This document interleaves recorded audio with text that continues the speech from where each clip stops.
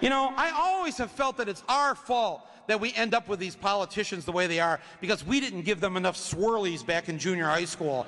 You know, it's like we didn't break them of it. So they all become, you know, like that Reese Witherspoon character in Election, you know. They go on to run the world. It was our duty to stop them a long time ago, non-violently, but we didn't do it. So now this is what we're stuck with. Gray Davis. You know, so here I am. I'm at Boys State. I don't want to run for anything. I don't want to participate in any of this. So I'm sitting in my dorm room at Michigan State, just listening to music, and one day I got the munchies. So I go down to the munchie machine down the hallway, looking for these Ruffles. They were Ruffles potato chips. It was a new potato. This is in the 1970s. It was a new potato chip at the time. Ruffles with the ridges, you know.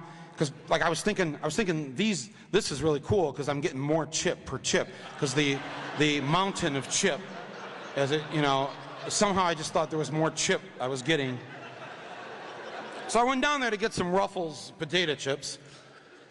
And on the bulletin board next to the munchie machine, it said speech contest on the life of Abraham Lincoln for Boys Staters, sponsored by the Elks Club.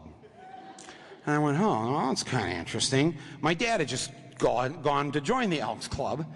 He didn't join because on the application, and this is 1970 now, if you're young and you think that this was a problem we had a long time ago. On the application to join the Elks Club, it said, Caucasians only. 1970, okay? So my dad wouldn't join. That's how I knew about it.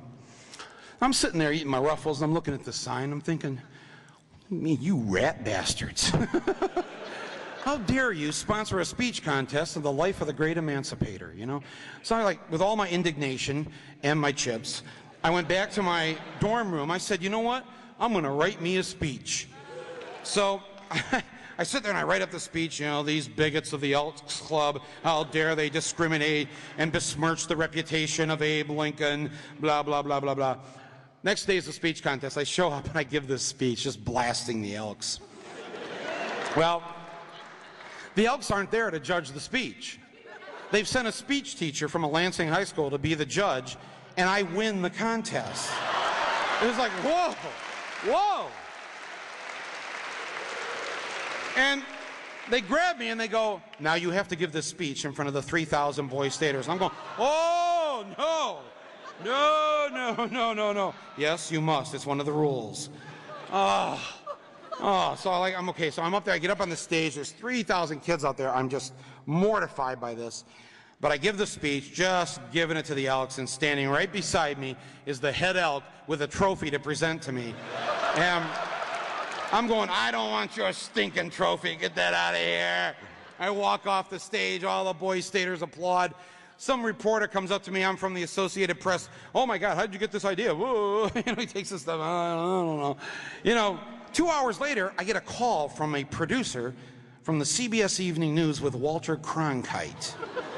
The producer says, we heard about what you did today in Lansing, Michigan. We'd like to put that on the CBS Evening News tonight. Would you come on and talk to one of our reporters? And I'm going, oh, no. I mean, I'm thinking no amount of Clearasil is going to save me at this point, you know. I don't want to go on TV, man. So they run it anyways, and they run some picture. I don't remember now. There's some picture over there. There's Walter Cronkite, and today in Lansing, Michigan, a 16-year-old boy took on the Elks Club for their segregated policies, blasting them for their blah, blah, blah, blah, blah, blah, blah.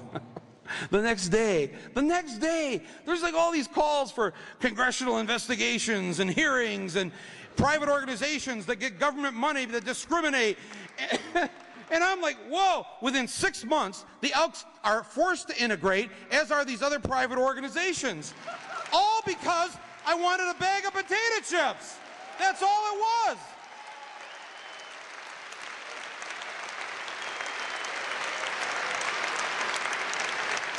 I'm like, at 16, I'm going, man, that's all it takes?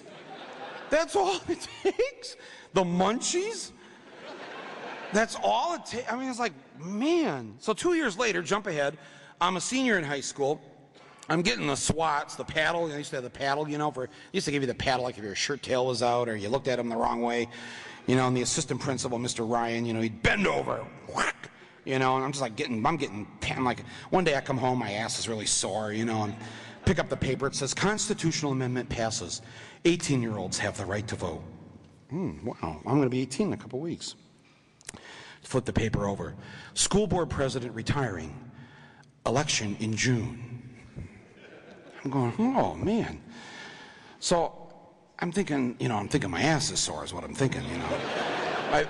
I call up the county clerk and I go, I just saw that 18-year-olds can vote, and I'm wondering if can we run for office too? Well, what office would you like to run for? School board. One moment, please. He comes back to the phone. Yes, 18-year-olds can run for school board. I'm going, whoa. But then right away, you know, the slacker kicks in like it always does. You know, because I got a lot of Star Trek to watch, you know. So, Friday nights, right? There are those who went out on dates, and there are those who watch Star Trek.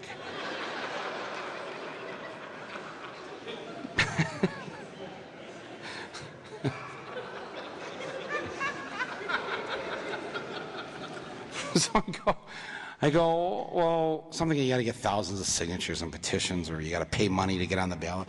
Well, what do you got to do, like to get on to get on the ballot? You need 20 signatures. Whoa, that's it? 20? Yes. I'm going, man, I know like 20 stoners who would sign anything you put in front of them, you know? You go, man, want some? So I got the 20 stoners to sign the petition. I turn it in, and the town goes nuts. You know, this kid with long hair is running for the school board, and he says he has only one position in his platform: fire the principal and assistant principal. My ass is sore. I thought that was 2 positions, or 3. Well, the adults in the community freak out. 6 of them take out petitions to run against me, to stop me. 6. Not thinking that they're going to split up the majority conservative adult vote. I get all the stoner vote from 18 to 25, and I win the election and become the first 18-year-old elected to public office. And it was like 20 signatures, 20 stoners. I'm on the school board. Within 9 months, I convinced the school board to fire the principal and assistant principal. Every student's dream come true.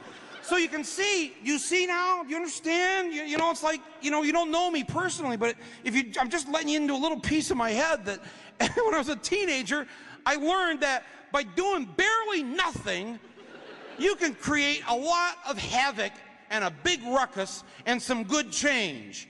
And if that's the message that we need to get out there, and that's the way we need to start behaving. If you're one of those people, if you're in here tonight, you're one of those slackers, you're sitting around here, you see all the granola heads around you, and you're going, I'm not into that, man. As soon as I leave here, it's red meat, all right? Okay, I feel your pain. I know. I understand. You know, but it's like what I want to say to you is, and what you need to say to the people you work with or go to school with, if all of us did just a little bit, not a few of us doing a lot, but if all of us did a little bit, things would get so much better. And I believe that you can do that. And I believe you don't have to leave your lazy boy. You don't have to put the salsa dip aside or the 7 hours of TV. You can have all that and a better country if you did just a little bit. If you just made that phone call to the White House. If you just sent that letter to the editor. If you just voted. That's all. That's all. That's all. That's it. And if you don't like the choices on the ballot, and I don't blame you, then run for office. People in here right now tonight should be thinking about running for office. More of us need to run for office. You know, we leave it up to the knuckleheads to be the people running for office. Well, no wonder. No wonder that's what we get, because we just sit around, we're cynics, we complain, we never think about running. Well, we don't have any money, Mike. Well, yeah, okay.